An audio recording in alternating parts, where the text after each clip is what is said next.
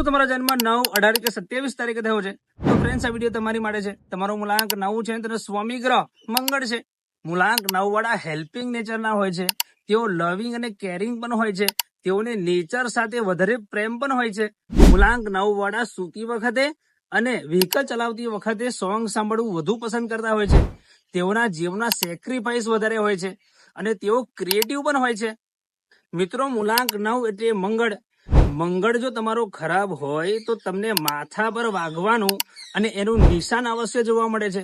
તમારો જે અવગુણ છે કે તમે બહુ જ મહેનત કરો છો ને વસ્તુઓ બનાવો છો, પરંતુ તમારા ગુસ્સાના કારણે એ વસ્તુ તમે જાતે નષ્ટ કરી દો છો.